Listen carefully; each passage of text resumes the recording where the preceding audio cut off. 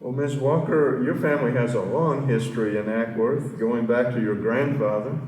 Why don't you start by talking about what you remember about him and why he came to Ackworth and when he came here? I actually don't remember him because I think I was about 2 years old when he passed away. But I do recall my dad talking about the fact that they came here, was it 1919, I believe? Mm-hmm. And he bought a home here, and he operated a laundry on Northside Drive, one of the old brick buildings that's still standing, mm-hmm. and he had property along Tanyard Creek near the trail mm-hmm. that's there today. And he was an investor in the Elizabeth Bartlett Mills, later Cherokee Mills, and then Rothschild Mills. Mm-hmm. And as we know today, it was Gabriel's mm-hmm. Old Mill Restaurant. Mm-hmm. And that's about, I can remember a lot of things that my family told me about my grandfather, but mm-hmm. as far as I never really saw my grandfather to remember him. I guess the laundry was long gone by the time you came along. And so the property along Tanyard Creek, would that be where we are right now in the community center? Would that be part of what he owned at that time? It was near the little stream, the creek, okay. on the right side, as I recall. Okay. Yeah. I remember my dad told me about that, and mm-hmm. it was part of the estate, and he later sold that, uh-huh. my dad. Uh-huh. So, do you remember what year your father was born? 1901. 1901. Mm-hmm. Okay, so by the time they got here, he would have been 18 years old, I guess. Mm-hmm. And then... let's say, I think you had mentioned that he graduated from Ackworth High School? Yes, yes. So he must have gotten here right before, I guess, his senior year or something like that, maybe? There were 4 graduates at the time. Oh, really? I think there were 3 girls, and he was the only boy who mm-hmm. graduated at Ackworth High in that year. So this would be like 1920 that he graduates, right after World War I, in other words. Probably, yes. And then he went into the Navy right straight from high school? Actually, he tried to work for a time at the old mill, where the old mill restaurant was, and I think the wage was minimal, and he said there was no future there, so he got on the train that came through, mm-hmm. the local that went to Atlanta, and joined the Navy. Mm-hmm. There. So 4 years in the Navy, and then he comes back to Ackworth, I gather, and had a grocery store? He owned a grocery store and also a service station. The grocery store was on the right side going south on South Main, and the service station was on the left side of I can't say highway because I think it was just a dirt road at the time. In the early 1930s. Main Street. Main Street, yes. Okay. So the service station was, you said, left. Going south. Going south. We just interviewed Harry Boone, and his father had a service station right across from the mill. Would this be close to that? No, this one is across the street from the Holbrook that's being constructed today. Okay. It was across the street. It's on that corner there, and then there's a street there named Edward Fowler Place, okay. And that street went across the railroad track, and then they stopped that street in later years, and it's a dead end, and you go to Cowan Underpass now, mm-hmm. because that was across the railroad track, mm-hmm. and that was Albany Drive, and it's now Edward Fowler Place. Okay. What kind of service station was it? Like Texaco or Exxon? Oh, it was definitely Shell. Shell, okay. Yeah. Okay. Yes. Okay. So he had a service station, and then the grocery. What all did they sell in the grocery store?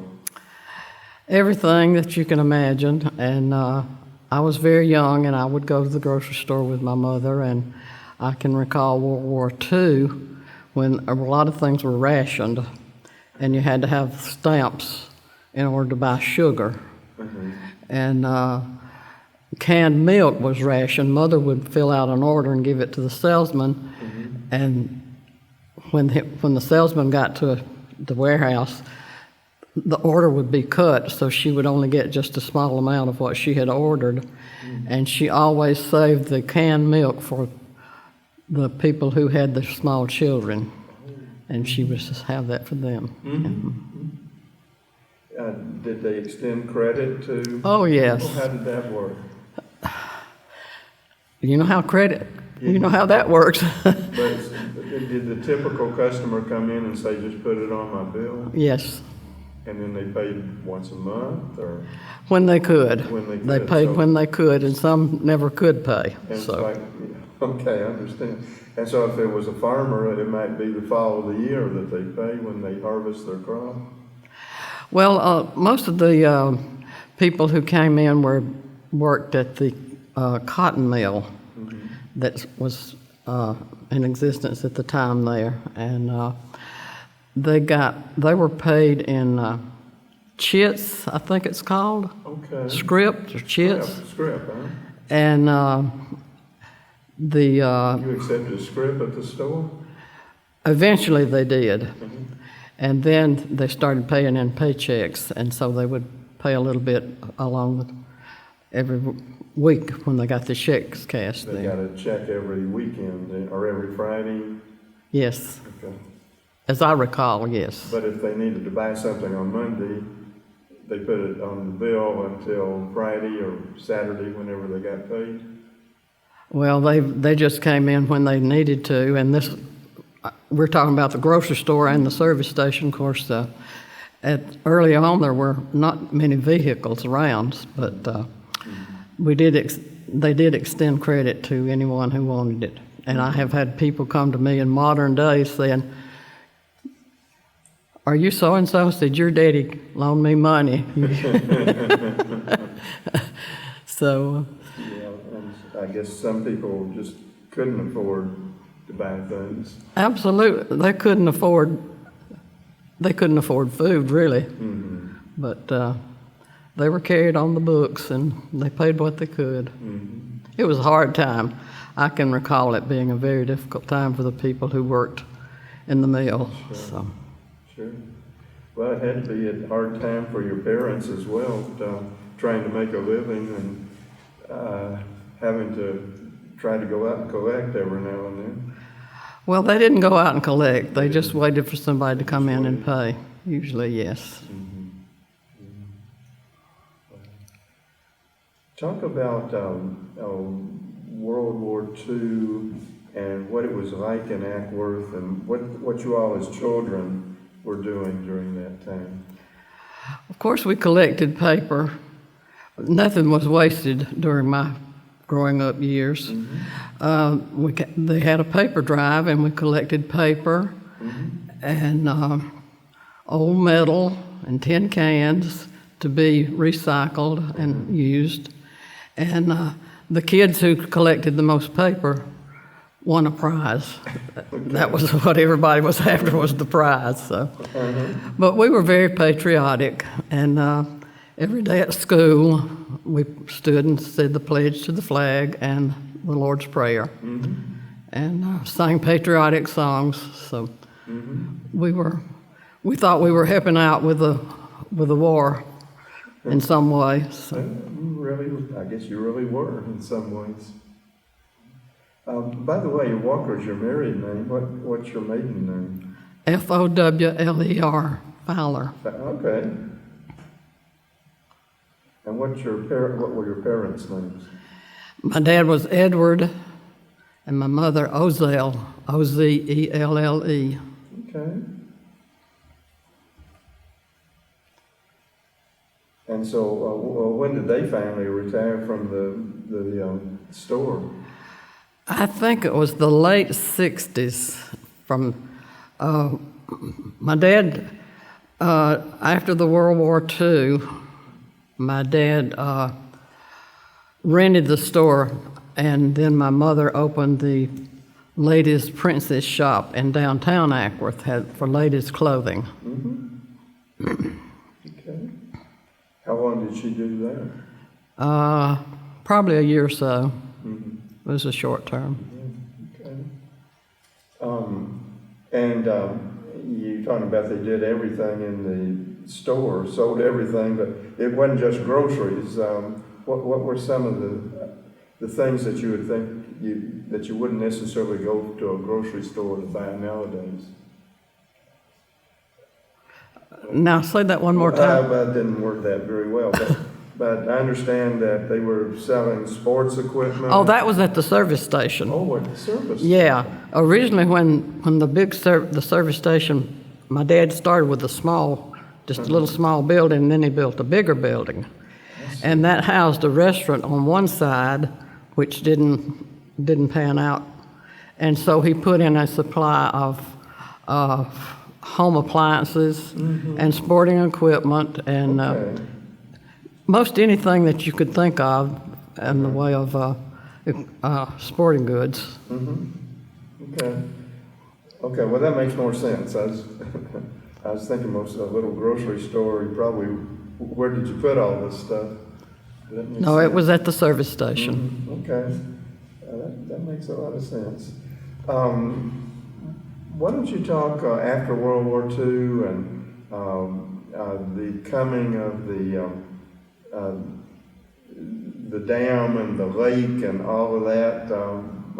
Why don't you talk about how that changed Ackworth when you got a lake here? Well, from my point of view, I thought it was the grandest thing that ever happened because we'd always had to swim in the Proctor Creek, which was named for Indian Chief Proctor.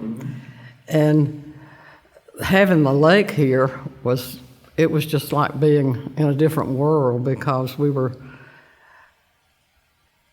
enchanted. I was enchanted, and I couldn't wait to get over to the beach to swim in the sun and just socialize with all my friends and everything. And it was just a great place to be. So you were a teenager at that time? I was, yes. I think I was a junior or a senior in high school when it was first established. Okay. Do you remember anything about how it came about?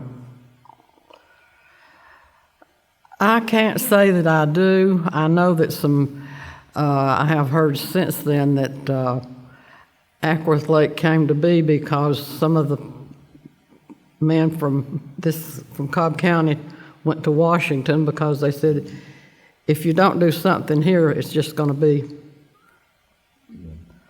a breeding pond for mosquitoes and what have you. So that's how we got the little lake.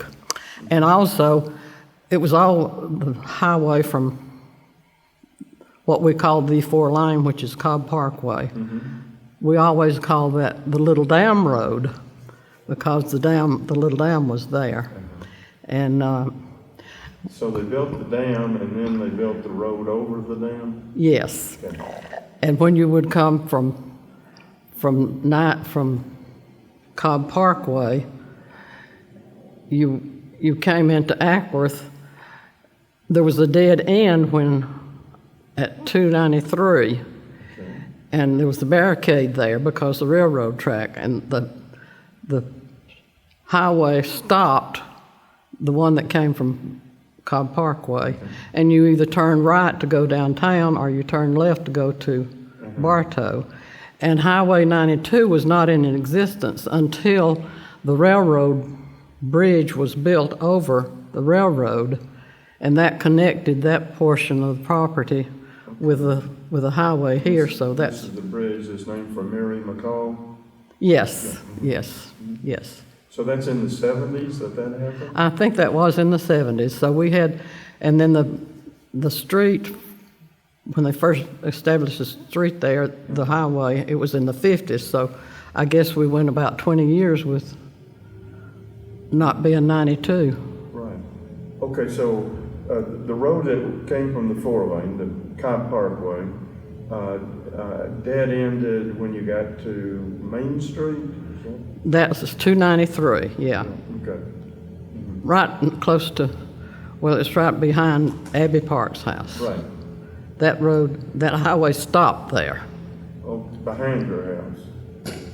It didn't go to Up to the railroad. Okay. Oh, it goes to the railroad? Yeah, because the Okay. 293 comes right beside the railroad. Right. So the highway stopped at the Right. at It 293. just doesn't connect with the rest of, oh, okay. I'm There was no 92. Okay. So 92 stopped when you got to Main Street, right? Yeah, Okay. but it wasn't called 92, it was called the Little Dam Road. Okay, that's right. I hadn't heard that name before. Oh, yeah, we always, earlier on, we always called it the Little Dam Road because we never heard of 92 until there was a connection. The connection, right? So then it becomes Highway 92. Okay. And there's another street that you mentioned in your notes about what today's Park Street, but was Mineral Well Street. Can you talk about visitors coming to? Of course, Mineral Well Street was, when it was operative, it was well before my time. And I have read and have heard that people would come from far away to take the waters, the healing waters, and there was a mineral well there.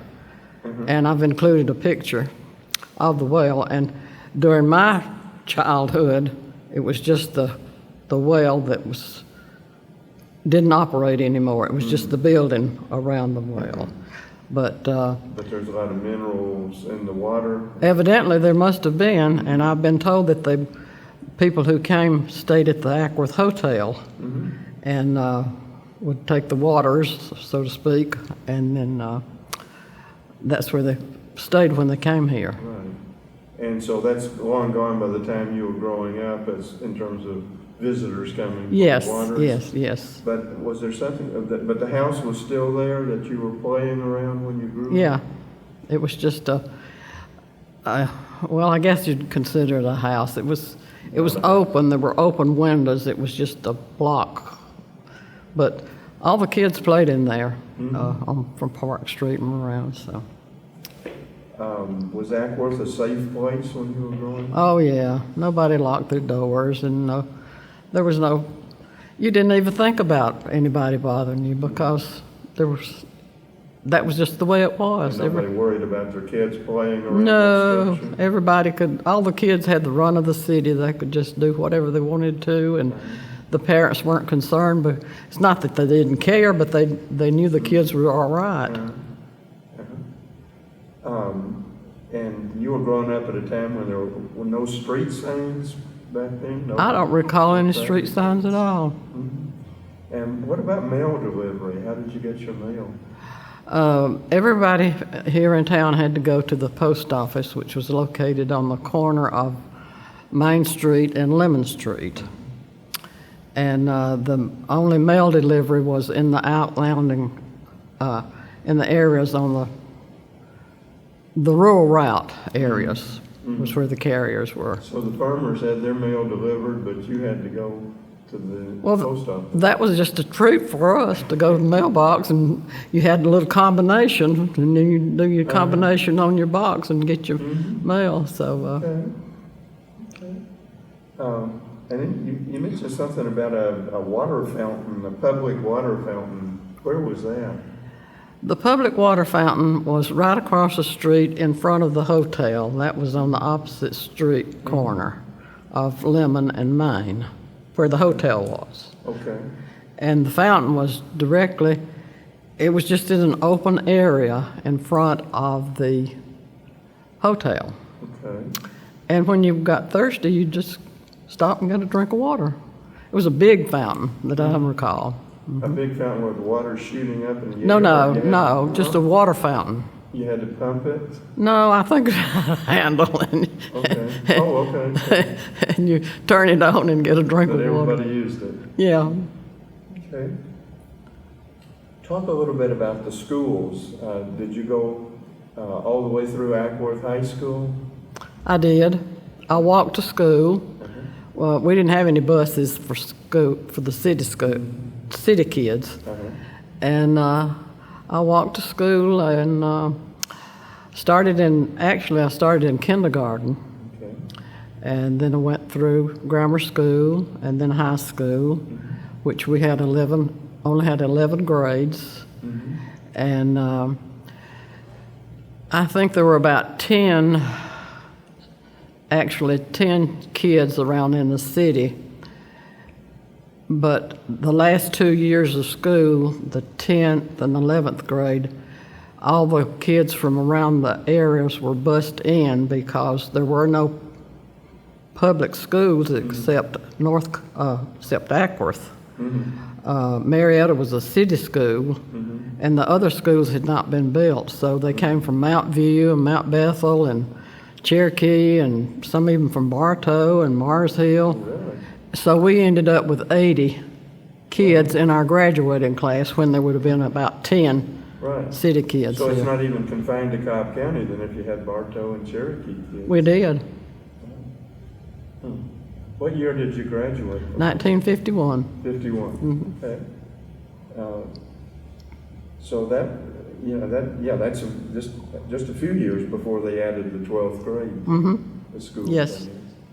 Okay, well, talk about it a little bit. Do you remember any of the teachers along the way? Were the McClures teaching? Oh yes, Miss Charlotte was I didn't, Miss Fanny B didn't teach me, but Miss Charlotte taught me in the 4th grade. And I learned about the Tigris and the Euphrates River. I will never forget that, and going down the Congo. She was a great teacher. She really was. Miss Charlotte was special. Has she been over to what would be a rock nowadays to see the Tigris and the Euphrates? Pardon me? Had she been over, Tigris and Euphrates would be in what are a rock nowadays. Had she been over to the Middle East? She didn't mention that. So. But she just wanted to talk about it. Well, that was what we learned in geography. I see. Because that was she was teaching us every subject in the 4th grade, but that was our geography lesson. All right. Well, it's got some biblical significance too. So, any other teachers that stood out? Well, my high school English teacher, Ruth Whitfill, Okay. I was very fond of her, and to me, she was special. So. What made her special? Sometimes you just click with a personality, and I guess our personalities just clicked, and we just, I don't know, it wasn't anything in particular that she probably did teach me things about English, and she was just a great teacher, I thought. Did you like English? Did I like English? Oh, yeah. You Yes. got a lot of literature in that class? A grammar class, perhaps? Yeah. Yes. Mm-hmm. Yes, for both. And I loved reading, and I still like to read, so. Well, I know you write very well. Well, thank reading you, your thank notes, you. So, it sounds like you were interested in that kind of thing. I was, and when my dad in 1970, I sat down with him, and he had remarkable recall, and I wrote his life story. So, and then I made copies for my sisters in manuscript books. So, made three copies. By longhand. That was before. Anyway, that was the way it was done. So, have you put them anywhere, like in a library or whatever? I have my copy at home, and my older sister's deceased. I don't know what happened to her copy. So.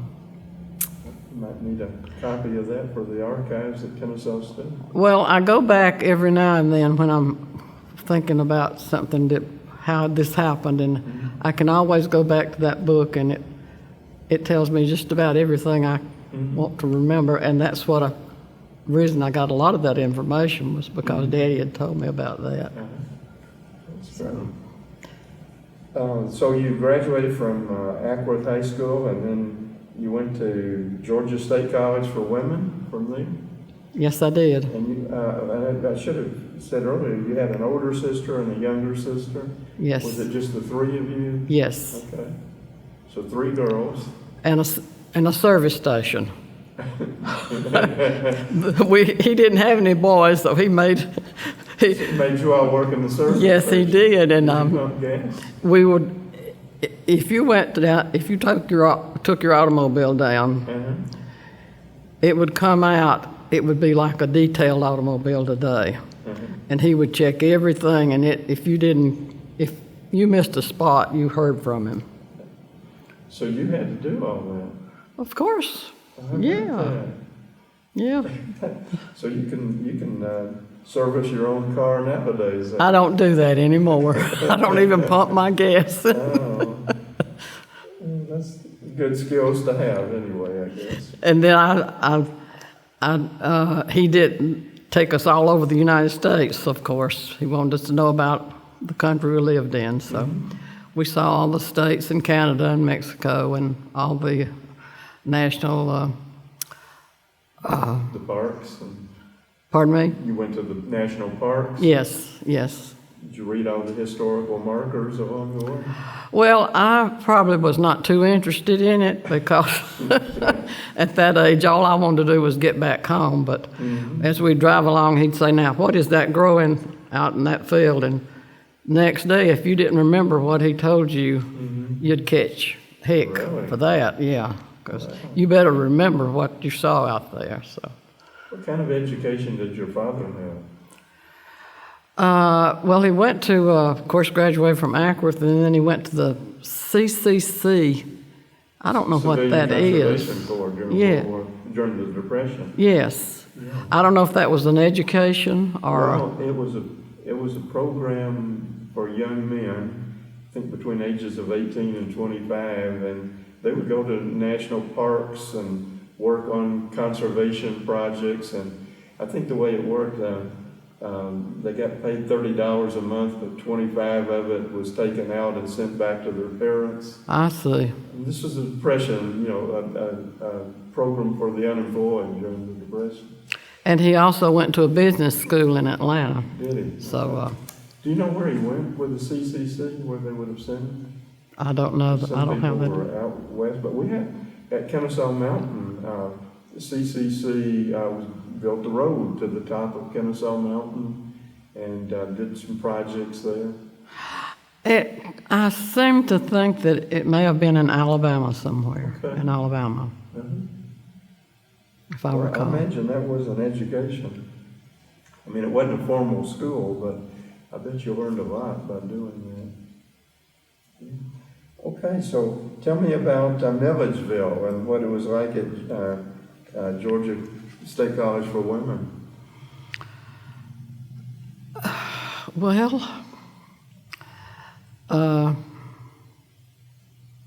it was somewhere I didn't want to be. You may not want to. You may want to blurb all this out.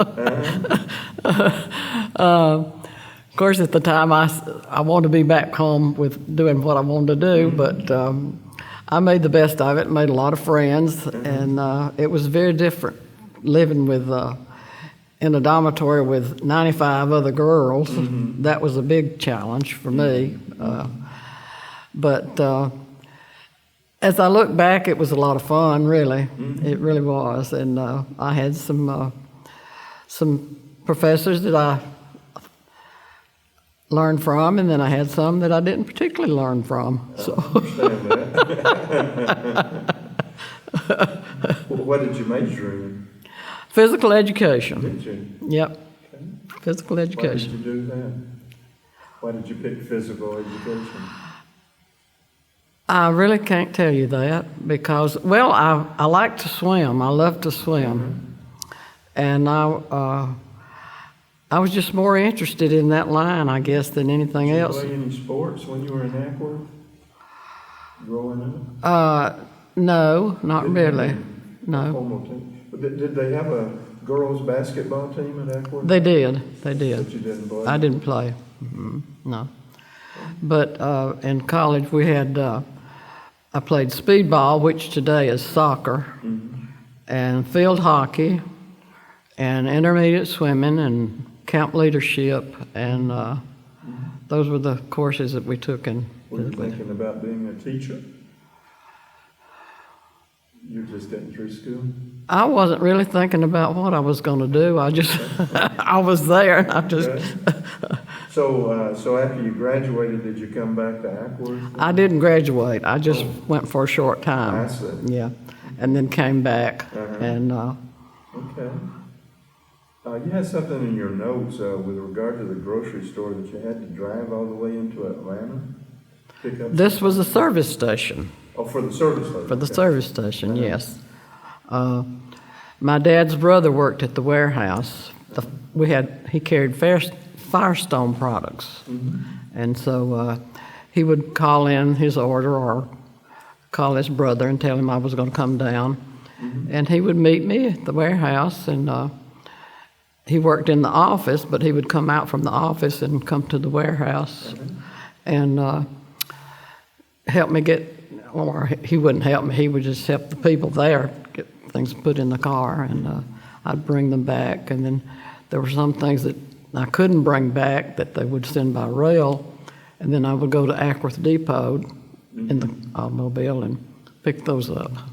Were you going down US 41 by then, the Cobb Parkway to get there? How did you get to Atlanta? There was the 4-lane at that time. That's the way you went in. Yes. Lindbergh Drive was where the warehouse was. Okay. Lindbergh, yeah. How long did it take to drive from here to downtown Atlanta? I could probably get there quicker then than I could now. Could be.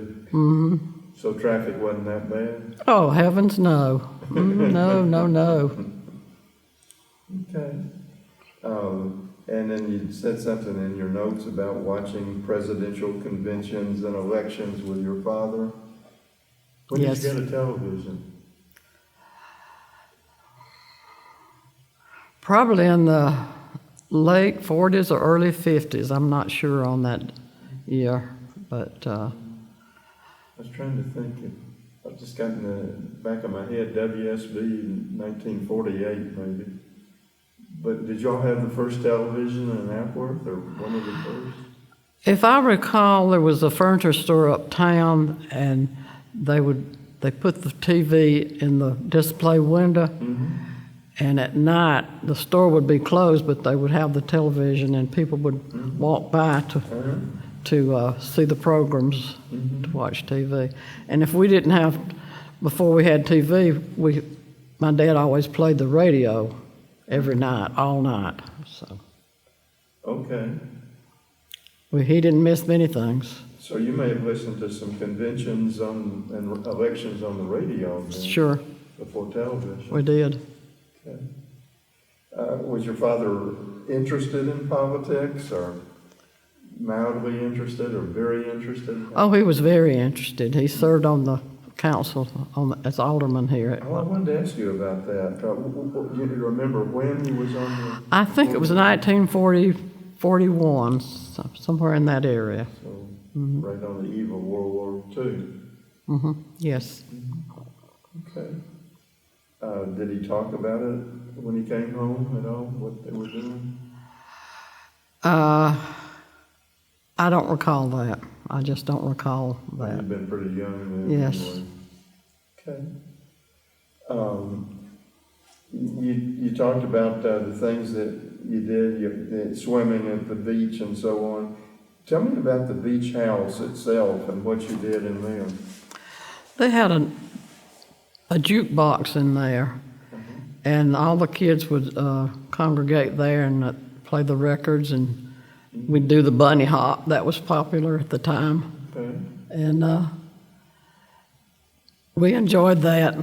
That was separate. I think that's where the voting takes place nowadays. And then, of course, there was a big pavilion area that was screened in with had rocking chairs, and then there was a concession stand, and then a place to,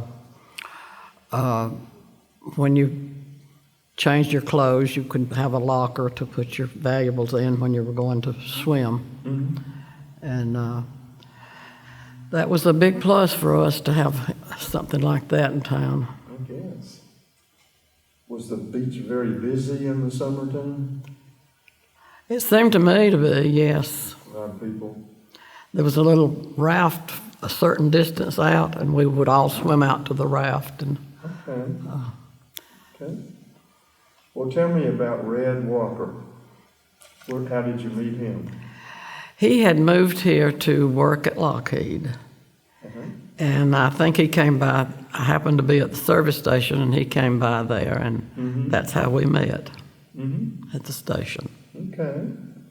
And how long was it until you got married after that? It was close to a year before we married. And you worked at Lockheed for a while also? After we married. What did you do at Lockheed?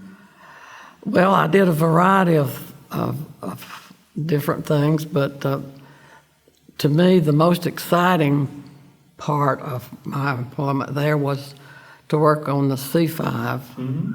I was the C5 project clerk for the power plant and environmental. Okay. And it was very interesting to me, all the things that took place. And you say environmental.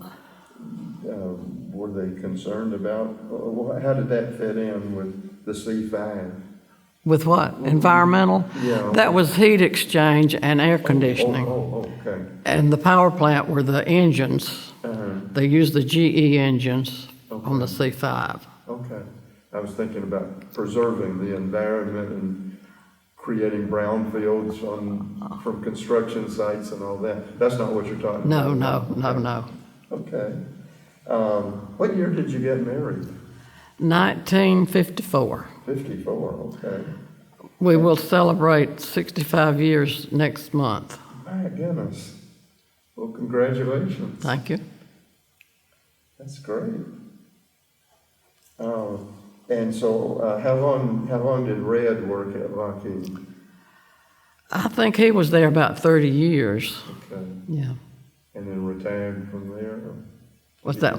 Retired from there, or did he? Yes, he retired from Lockheed, yes. And how long did you work at Lockheed? I probably worked there about 15 years. Did you? I left in 1970. Okay. So even while you were having children, you continued to work at Lockheed? Oh, yes. And how many children do you have? 2. Okay.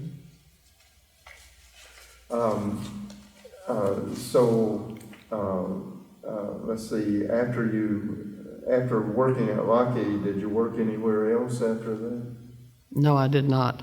Okay. So you just stayed home and well, the kids would have been growing up by that time, I guess. They were.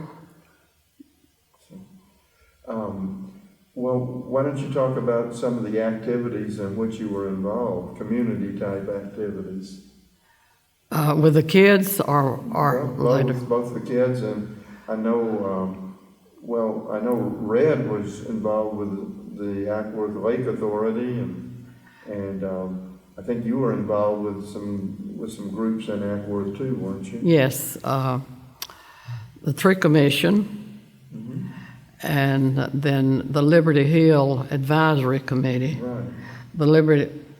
A friend of mine and I, it was in really, really bad condition. Some of the tombstones were knocked down, and they needed to be cleaned, and there was just a lot of overgrowth that needed to be taken care of. And we got busy and tried to get some things done, and we got the fencing put up around the cemetery. And so we were, and got some signs posted about the do's and don'ts of what you do when you go in. You know, you're not supposed to bring pets in and different things. And we worked quite a bit on that. Was the Liberty Hill Committee appointed by the City Council or the Board of Aldermen, or? The mayor mostly, By the mostly, mayor? yes. So you worked with the city Yes. on the project? Yes, we did. Yeah, about what years would that have been, do you think? That was probably around the early 2000s, I would say. Oh, okay. Yes. And what about the tree commission? That was the same year, same time. And what was your goal with that? Well, of course, we wanted to plant trees, and we had bylaws that we approved, and if the builders came in, then they had to, if they couldn't preserve the trees, then they were supposed to pay a certain amount of money because they had taken down trees. And we planted a lot of trees in the city, and then we got money for the ones that couldn't be saved when the builders came in. So. Great. Tell me about the tour of homes that you had in Ackworth. Well, that was a Christmas. I think they have that every year, and one year I worked as a docent, and I happened to be in the mayor's home, and my granddaughter was there. She was one too, so we enjoyed seeing the people and telling them about the things that we were told about that. Right. That was originally was Mr. Bob Macmillan's home, as I recall, as a child. And the Alla Good home? The Alla Good home now? You said it was the mayor's home. You talking about Tommy Alla Good? Yes. And that was Bob Macmillan's house. Yes. Any other civic activities? I think you mentioned in the notes the 150th birthday party for Ackworth. We were appointed to that committee, several of us, and then we were asked if we had an idea as to what we wanted to do on the committee. And so 3 of us decided that we wanted to write the book, Remembering Ackworth. So we got together and got the book written. And it was, people really liked to read about that because there were so many things that they remembered. And it's a nice little book. Great. What kinds of things did you do with the kids out in the community? PTA, or what kinds of things were you involved in? Mostly sports related. Of course, Red, like I say, Red had always been involved with sports, and he said, his theory was to keep the kids busy and you kept them out of trouble. So I wanted to ask you about that because he was involved with all the sports teams, wasn't he? Yes, he was early on, and took some to the state level with the Little League baseball teams, and then we were with the kids all through Autry and North Cobb with the booster clubs and what have you, and all. And there was something about, you mentioned something about you bought a boat. We did. And this was a family boat, or? We bought a family boat, and we learned to ski, and we loved skiing. We loved to swim and picnic, and we didn't.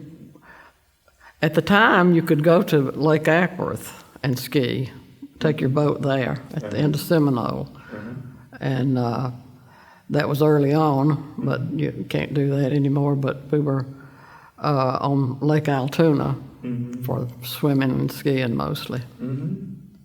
Well, what kinds of things have you been involved in since both of you retired? Did you do some traveling? Yes, we did.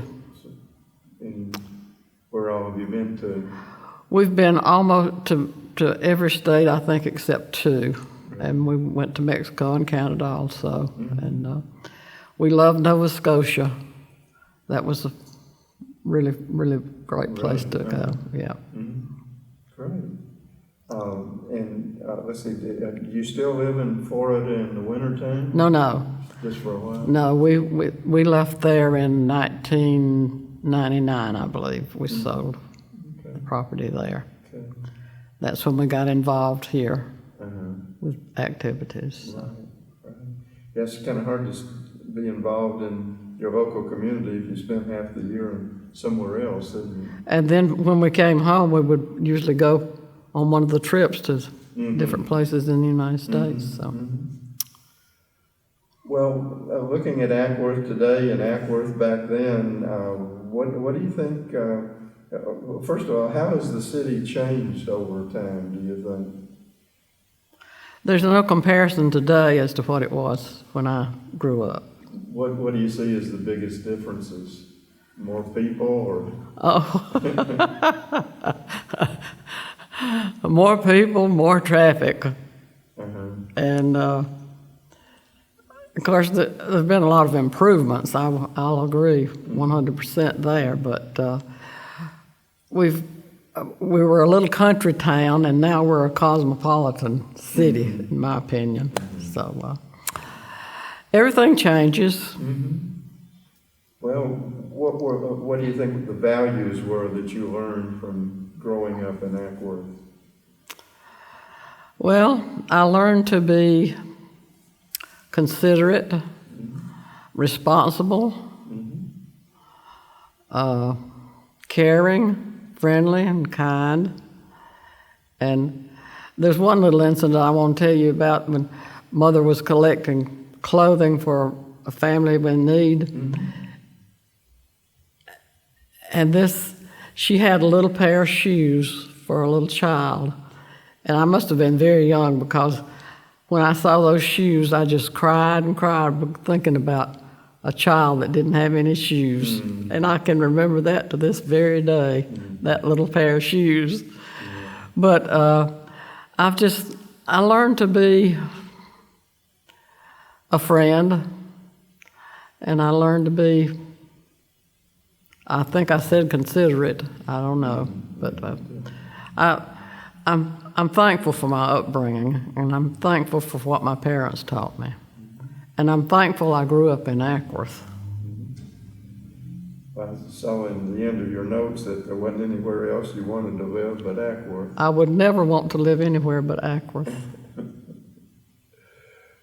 Well, this has been really, really interesting, I think, to hear your accounts of Ackworth. Is there anything that we haven't talked about that you would like to say for the interview? I think we've covered it all, haven't we? I mean, of course, we haven't covered it all, but I've hit the highlights of the things that I recall. There are a lot of other things that I could probably think about, but